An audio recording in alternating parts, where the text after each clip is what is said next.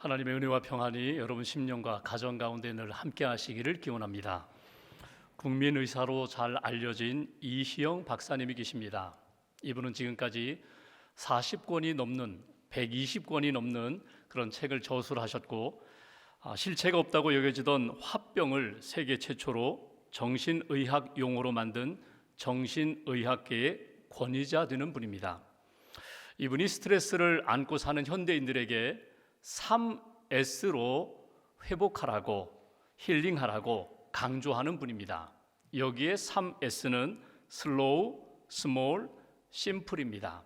천천히, 작게, 단순하게 살아가자. 설명을 드리면 먼저 슬로우, 서두르지 말고 천천히 걸어가자는 것입니다. 살아가자는 것입니다. 우리는 바쁘다, 피곤하다, 빨리 가자 그 말이 입에 붙었습니다. 마음에 빨리 가는 것, 바쁜 것, 그것이 마치 성공한 사람인 것처럼 그렇게 생각하며 살 때가 많이 있다는 것입니다. 그런데 삶이 성숙하고 건강하려면 서두르지 말고 여유를 갖고 천천히 걸어가야 된다. 이것을 신앙적으로 바꿔보면 이렇게 바꿀 수가 있습니다. 어떻게 가는 것이 천천히 가는 것인가, 바르게 가는 것인가? 주님과 함께 걸어가는 것, 그것이 바르게 천천히 가는 것입니다.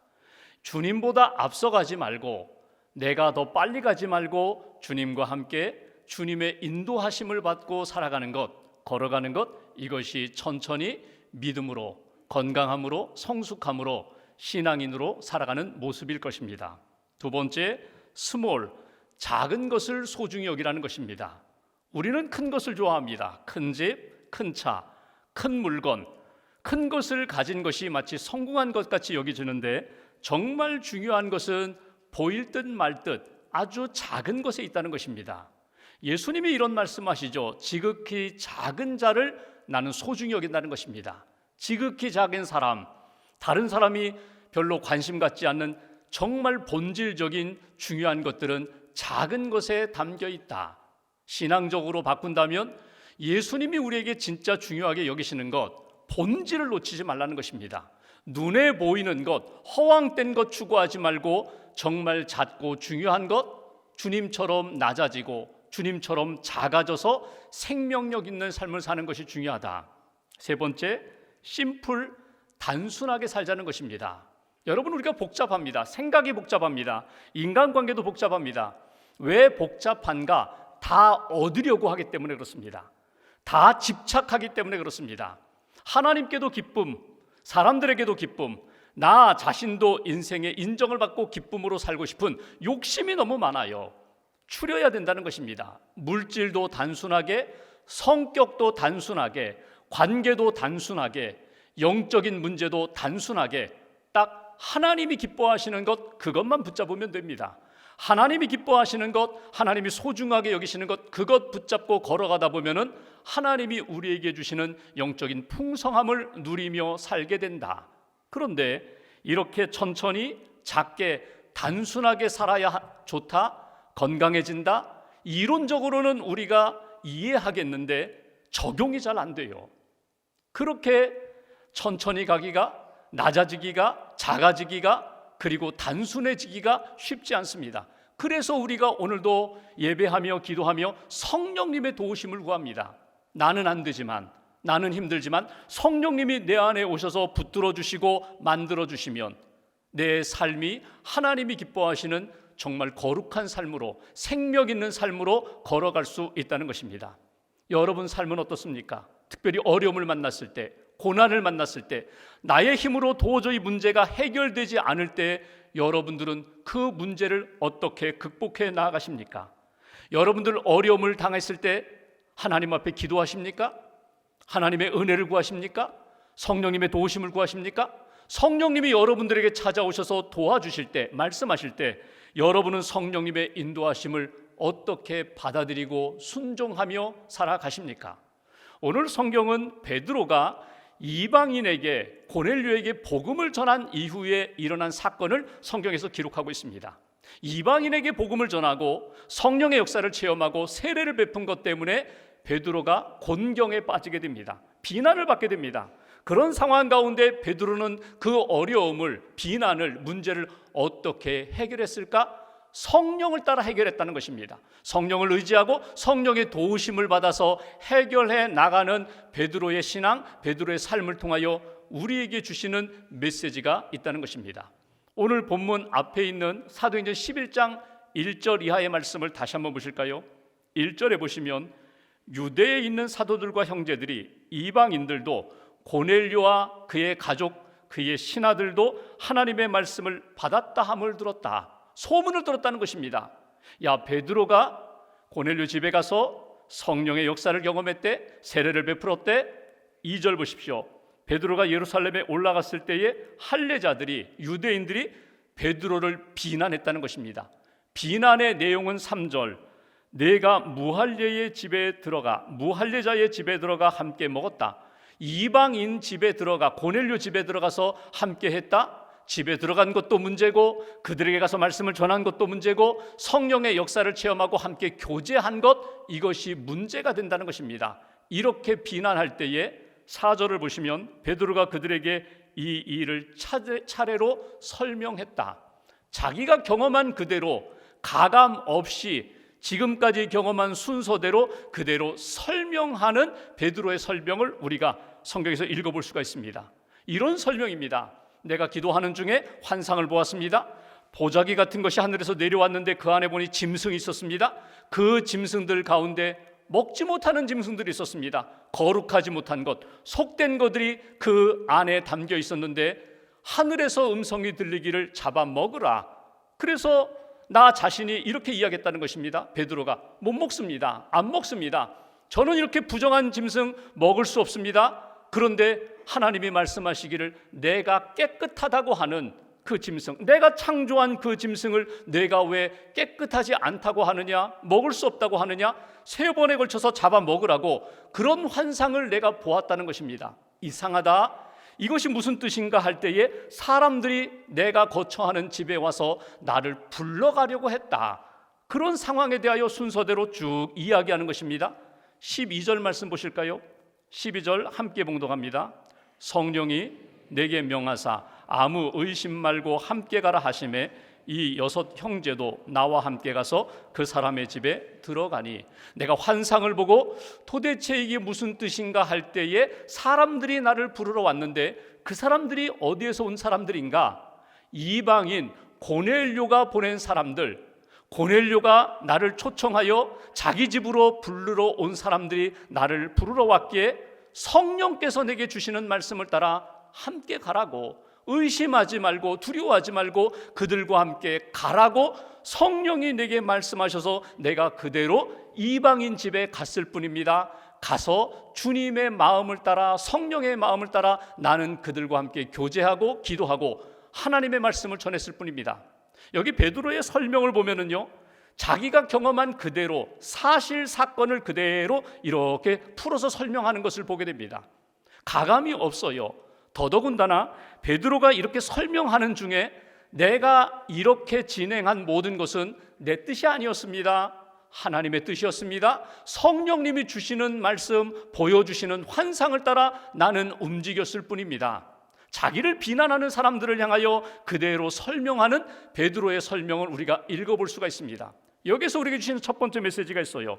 베드로가 문제를 풀어가는 과정 가운데 우리에게 가르쳐 주시는 교훈, 첫 번째로 성령이 문제를 해결하게 하신다는 거예요. 성령님이 보여주셨고 들려주셨고 이끌어 주시는 대로 나는 순종했을 뿐입니다. 그리고 이 모든 것들 하나님이 하신 역사라는 것을 설명하는 베드로의 설명을 바라볼 수가 있습니다. 여러분, 비난받는 상황이에요. 자기를 비난하는 사람들이에요. 그들을 향하여 베드로는 여러분 냉정함을 유지하고 주님의 마음처럼 온유함과 겸손함으로 그대로 설명하는 베드로의 설명하는 베드로의 태도를 우리는 읽어볼 수가 있습니다. 여러분, 베드로가 어떤 사람이에요? 다혈질이에요. 성격이 급한 사람이에요. 변덕스러운 사람이에요. 그것 때문에 위기가 되면은 자기 품속에 품고 있었던 칼을 뽑아들었던 사람이에요. 그런데 그렇게 급격한 사람이 오늘 설명하는데 자기를 비난하는 사람들 앞에서 아주 부드럽게 설명하는 것을 보게 됩니다. 어떤 모습이라고요? 성령의 인도함과 다스림을 받고 살아가는 성령 충만한 사람이었기 때문에 설명하는 일이나 보여주는 태도나 그의 모습 속에 성령의 인도함을 따라 문제를 해결해 나가는 그 모습을 우리가 발견할 수가 있습니다. 여러분, 이럴 수 있잖아요. 당신들이 왜 나를 비난합니까? 왜 이렇게 비방합니까? 당신들이 지금 가지고 있는 비방의 근거가 무엇입니까? 비난의 근거가 무엇입니까? 옛날 가지고 있었던 그 율법, 그 조항들, 그걸 가지고 이방인 집에 가면 안 된다, 교제하면 안 된다, 함께 먹으면 안 된다, 그걸 가지고 비난하는데 사실 더 소중한 것들이 있지 않습니까? 하나님이 그 가정을 구원하시고 성령을 부어주시고 세례를 받게 하시고 영혼 구원의 역사가, 하나님의 나라의 역사가 이루어졌는데 왜 그 소중한 것들은 잃어버리고 주변적인 것, 작은 것으로 나를 비방합니까? 얼마든지 이야기할 수 있어요. 그런데 오늘 베드로는 그런 얘기 없다는 거예요.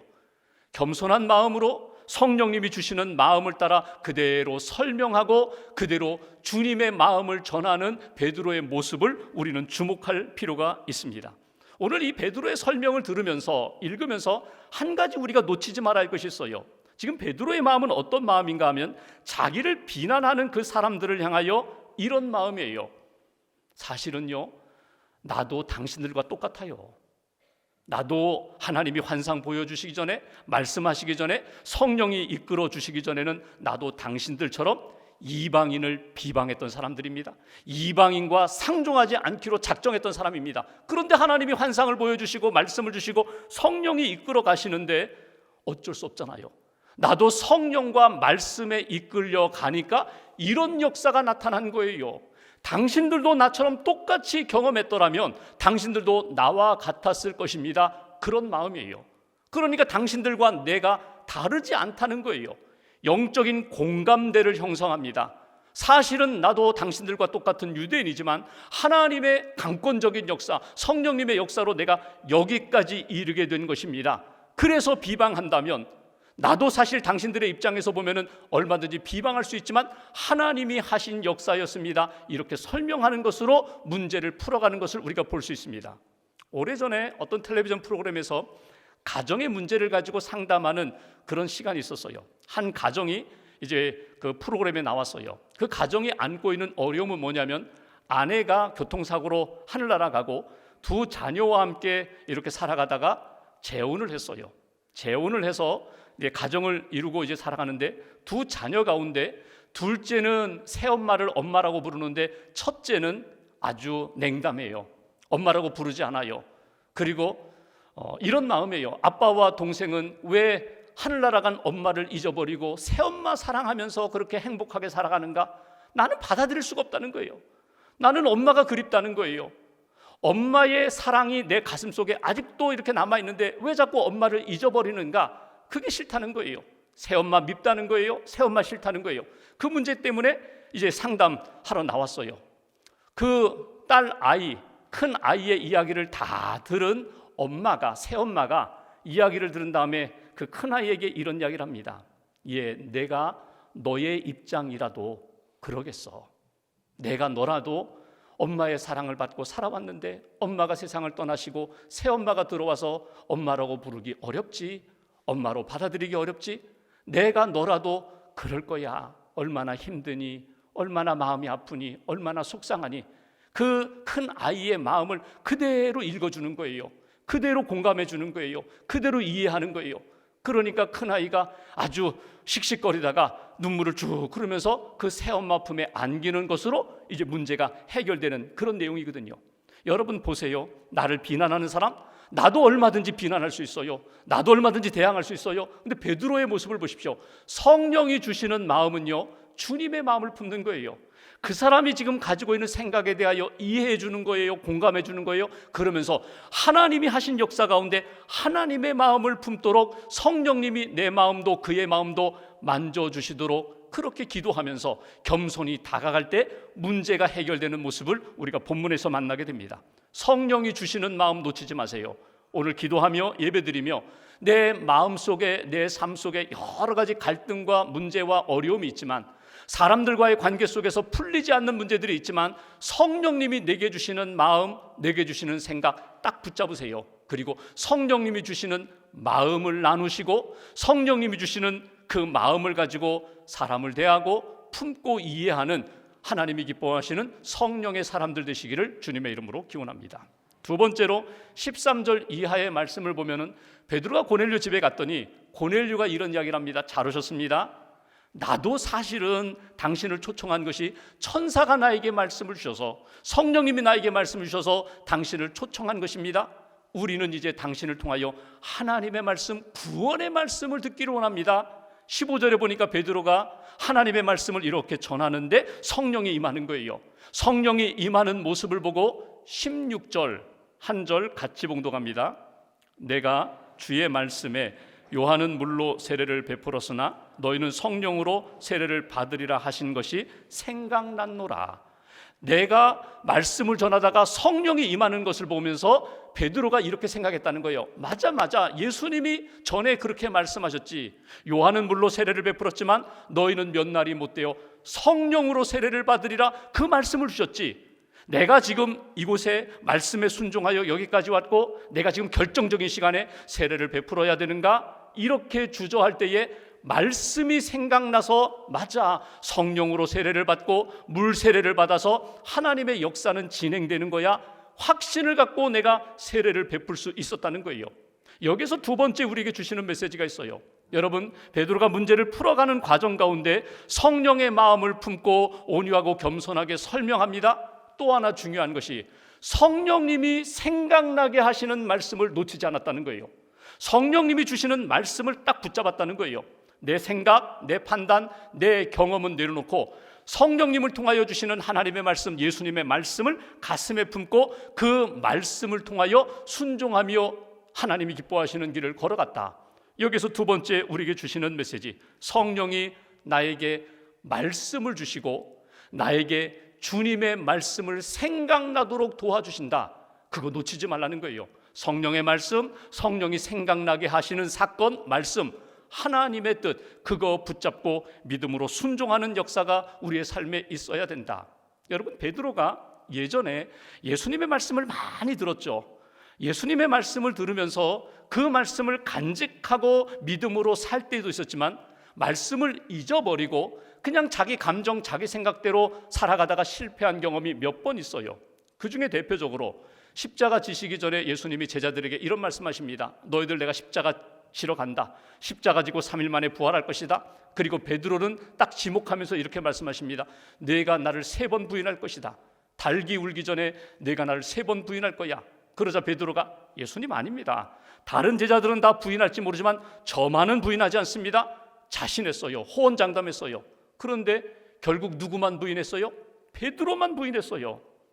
예수님 그 붙잡혀서 재판받는 현장에 멀찍이 따라가다가 한 여종이 너도 저 예수와 같은 무리 같아. 아니야. 부인하고 마지막에는 저주하면서 3번 예수님을 부인하자 닭이 울었다는 거예요. 그 닭이 울자 그때 예수님이 나에게 말씀하셨지. 그 예수님의 말씀이 생각나서 통곡하며 회개했던 그 과거가 있거든요. 그래서 베드로는 항상 그 사건 이후에 주님이 주시는 말씀을 잊어버리지 않으려고, 놓치지 않으려고 애썼고, 어떤 사건을 만났을 때 결정적인 시간에 주님이 내게 주시는 말씀을 다시 한번 붙잡으려고, 다시 한번 듣고자, 다시 한번 생각하고자 몸부림쳤던 것이 베드로의 삶이거든요. 오늘 베드로가 결정적인 시간, 고넬료 집에 갔어요. 말씀에 순종하여 여기까지 왔는데 말씀을 전하는 중에 성령이 임하게 됩니다. 그 성령 임하는 것을 보면서 이제 어떻게 해야 되는가? 그때 생각이 났다는 거예요. 성령이 너에게 임하리라. 요한은 물로 세례를 베풀었지만 너희는 몇 날이 못되어 성령으로 세례를 받으리라. 그 말씀이 생각나면서 아주 믿음으로, 담대함으로 세례를 베풀고 성령의 역사 가운데 구원의 역사에 함께 기뻐했다는 것입니다. 우리의 삶 가운데 주님이 주시는 말씀이 있어요. 잊어버렸는데 결정적인 시간에 그 말씀이 생각나는 거예요. 요한복음 14장에 보면 예수님이 십자가 지시기 전에 제자들에게 당부하시면서 권면하신 말씀 중에 14장 26절, 보혜사 성령님이 너희에게 임하시면 내가 너희에게 말한 모든 것을 생각나게 하리라.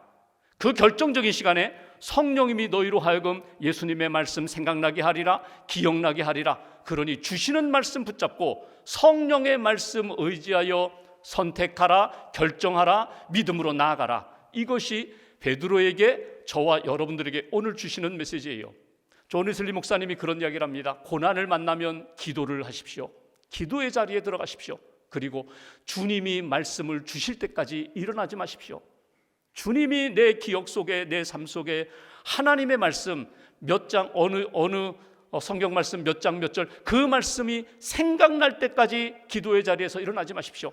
그리고 성령님이 주시는 말씀이 분명하다면 말씀을 붙잡고 일어나서 말씀 믿고 의지하며 순종하십시오.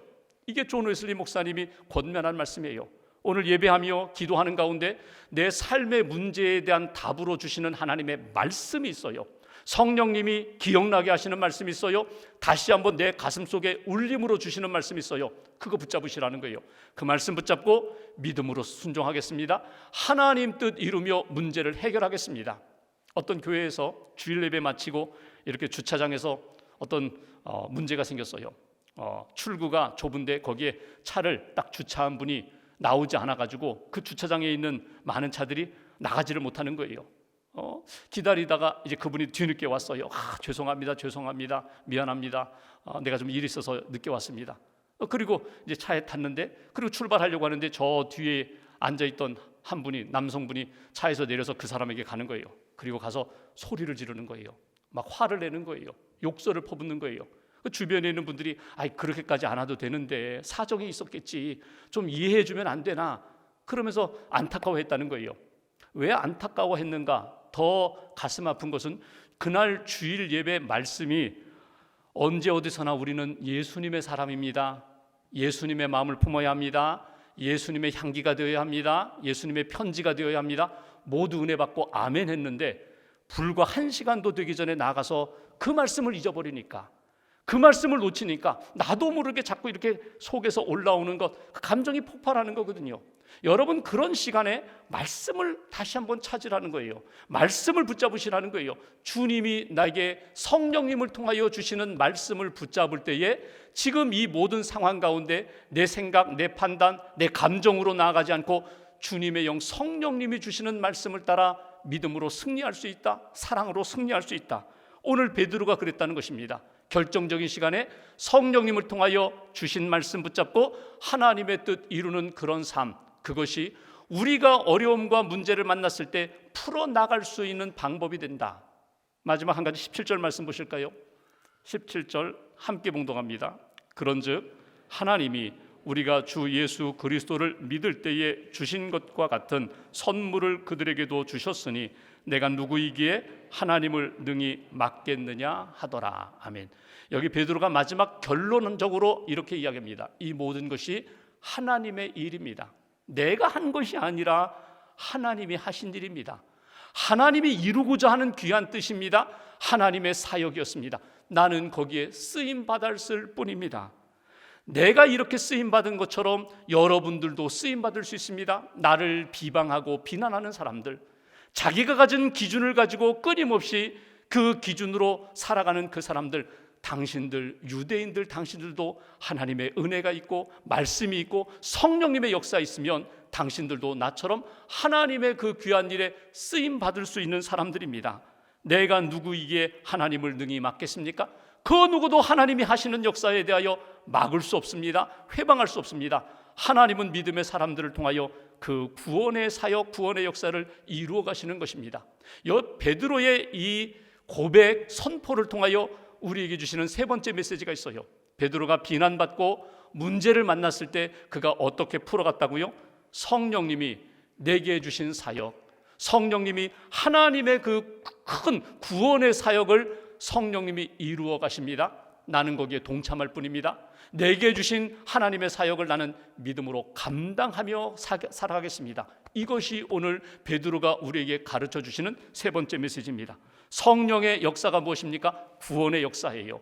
하나님이 하시는 일이 무엇입니까? 구원과 생명의 역사예요. 베드로가 이렇게 표현했잖아요. 하나님이 우리에게 선물로 주신 것, 구원과 성령의 역사. 우리 유대인들뿐만 아니라 이방인들에게도 하나님이 그렇게 역사하신 그 귀한 역사입니다. 그 역사에 우리는 쓰임 받았을 뿐입니다. 하나님이 하시는 일에 대하여 내 감정으로, 내 생각으로 그렇게 판단해서는 안 됩니다. 여러분, 사람마다 자기가 주도하는 것이 있거든요. 자기를 주도하는 것이 있거든요. 어떤 사람은 지성으로, 어떤 사람은 감성으로, 어떤 사람은 경험으로, 어떤 사람은 자기가 가진 힘이 자기를 주도해 나가고 삶을 만들어가는데, 하나님의 사람은 무엇이 나를 주도하게 만들어야 하는가? 성령이 나를 주도하게 만들고, 하나님의 말씀이 나를 주도하게 만들고, 나를 통하여 하나님의 놀라운 생명의 사역이 열매로 나타나는 그런 사명자로 살아가야 된다. 이 말씀을 들었어요. 마지막 18절 말씀 보십시오. 베드로를 비난하던 사람들이 바뀌었어요.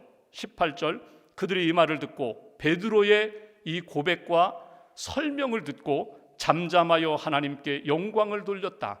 하나님이 하신 일이다, 이 모든 것이 하나님의 일이다 인정했다는 거예요. 인정하니까 하나님을 높이고 하나님 영광 받으세요, 하나님 귀한 일 하셨습니다, 이방인을 구원하신 것 하나님이 하신 일입니다, 하나님께 영광을 돌렸고 이르되 그러면 하나님께서 이방인에게도 생명 얻는 회개를 주셨도다 하니라. 그들이 이런 이야기를 합니다. 이방인들도 하나님이 사랑하시는구나, 그들에게 생명을 주셨구나, 구원을 주셨구나.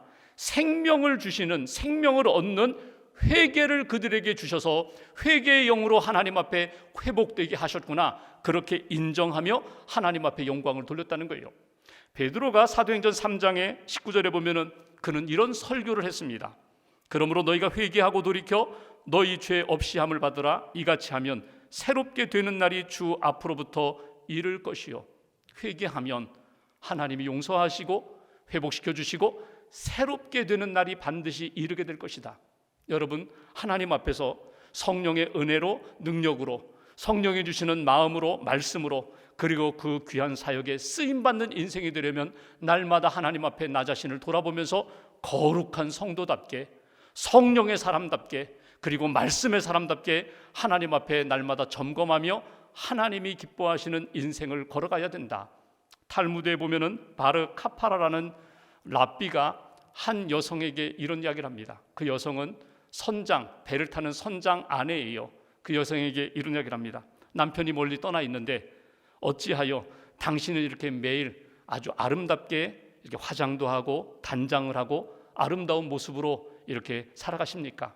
남편은 멀리 있는데 매일매일 이렇게 화장하고 예쁜 옷, 깨끗한 옷 입고 이렇게 신부처럼 살아가십니까? 그때 이 아내가, 부인이 이런 이야기를 합니다. 남편이 바다에 있습니다. 순풍이 불면 남편이 오늘이라도, 당장 지금이라도 이 무트로 올 것입니다. 내게 올 것입니다. 그때 내가 남편을 맞을 때 아주 기쁨으로 맞이하도록 남편을 이렇게 기도하며 준비했습니다. 마치 10처녀 가운데 기름을 준비한 5처녀처럼 신랑을 준비하고 신랑을 만나기 위하여 준비하고 깨어 있었던 그 여성들처럼 그런 마음으로 준비하겠습니다. 기다리겠습니다. 주님 만날 날 준비하며 살아가는 인생, 이런 인생이 복된 인생이라는 거예요. 1세기 초대교회의 한 교부가 제자들에게 늘 했던 이야기가 있어요. 너희는 죽기 하루 전에는 회개해야 돼. 죽기 하루 전에는 회개하라. 그랬더니 한 제자가 우리가 언제 죽을지 모르는데, 그 죽을지 모르는 날 하루 전, 죽을 날을 모르는데 언제 회개해야 됩니까? 그때 이 교부는 또다시 반복해 이야기했다고 합니다. 죽기 전에 하루 전 너희는 반드시 회개하라. 이 얘기 뭐예요? 항상 회개하라는 거예요. 오늘 다시 한번 하나님 앞에 점검하라는 거예요. 주님의 말씀으로 서 있는지, 성령으로 거룩함으로 살고 있는지 날마다 회개하고 성령의 이끌림 받는 인생으로 살아가야 된다. 오늘 베드로가 우리에게 주는 권면은 이렇습니다. 성령을 따라 행하라. 성령의 마음을 따라, 성령이 주시는 하나님의 말씀을 따라, 성령이 주시는 내가 감당해야 할 사역, 내가 동참해야 할 사역 놓치지 말고 믿음으로 감당할 때 하나님의 영광이 나타난다. 하나님의 뜻이 이루어진다. 오늘 베드로의 설교를 통하여 다시 한번 가슴에 주의 말씀, 성령 붙잡고 한 주간도 믿음으로 승리하는 저와 여러분 되시기를 주님의 이름으로 기원합니다. 기도하겠습니다.